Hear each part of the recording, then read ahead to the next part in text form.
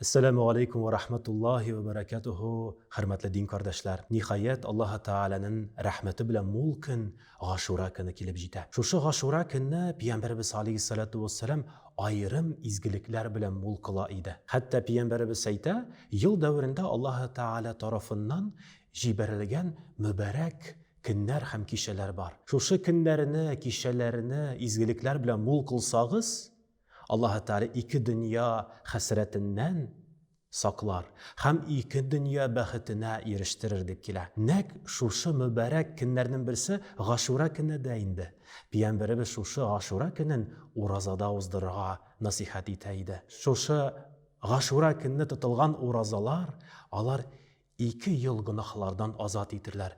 1 yıl manrahatlı hem şuşu Aşura günden sinde dağın 1 yılının günahların kişirir deyip kele. Hem indi Allah Teala'nın rahmeti bilen, urazalar bilen uzdırıp, namazlar okup, zikirler eytip, hem bigirek de big bereketli bulup sanala, şuşu Aşura günü gailenge, yakınlarına, balalarga, muhtajlarga, fakirlerge, tuğanlarına, mallarını sarf etirge. Şuşu günü hayır sadaka bergen kişi Uhud tavukatlı büyük zor savaplarga iyi bulur deyip kele. Allah Teala andı kişinin mallarında, işlerinde hem tırmışlarında Allah Teala kitmegen jirden bereketlerini, mullukni artırır deyip kele. Peygamberimiz aleyhissalatu vesselam'ın şuşu nasihatler bilen, fırsatlar bilen faydalanıp, eydeki şuşu kinne uraza tutup kalık. Allah Teala'nın rahmeti bilen Peygamberimiz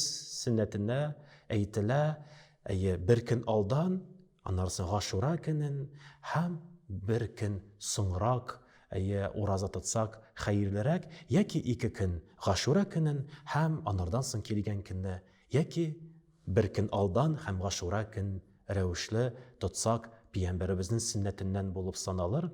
Allah Teala rahmeti bilen her birimizge de Allah birisi böleklesin. Hem indi bigirek de şuşu mübarek Aşura gününün izgilikleri bilen günahlardan arındıratırgan Allah Teala'nın rahmetine yakınaytatırgan izgilikler cümlesinden buluğun nasip o yasar eylese idi. Bu yılda Aşura günü Şimbe günü turu kile, şuna göre Şimbe günü hem Yakşembe günü urazalar tutsak büyük kürkem amel bulup sanalır.